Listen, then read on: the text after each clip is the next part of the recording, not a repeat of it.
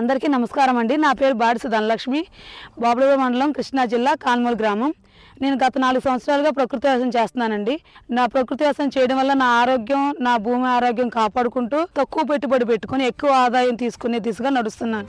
ముందుగా PMDS విత్తనాలను విత్తన గుళికలుగా 21 రకాల విత్తన గుళికలుగా తయారు చేసుకుంటాం. మిగిలినవి ఒక మట్టిని ఉండ చేసుకొని దానిలో విత్తనాలు పెట్టుకొని విత్తన గుళికలుగా రెడీ చేసుకుంటాం.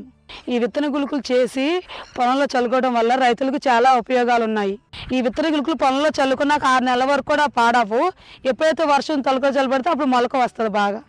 ఈ విత్తన గుళిక పొలంలో వేసినాక పక్షులు కానీ, పురుగులు కానీ, చీమలు కానీ ఏమి తినవు. విత్తన గుళికల వల్ల తేమ శాతం నిలిచి ఉంటుంది, మొలక శాతం బాగా ఉండి మొక్క దృఢంగా ఉండి ఆరోగ్యంగా ఉండిద్ది. విత్తన గుళికల్లో ఉన్న జీవ పదార్థాలు భూమిలో ఉన్న సూక్ష్మజీవులను పెంచుతాయి. దీనివల్ల మొక్క దృఢంగా పెరిగి ముందు నుంచి ఆరోగ్యంగా ఉండి పూత పింద బాగా వచ్చి దిగుబడి బాగా వచ్చి మాకు ఆదాయం బాగా పెరుగుతుంది. విత్తన గుళికల వల్ల మంచి మొలక, మంచి ఎదుగుదల, తక్కువ పెట్టుబడి, ఎక్కువ ఆదాయం నేను పొందగలిగాను.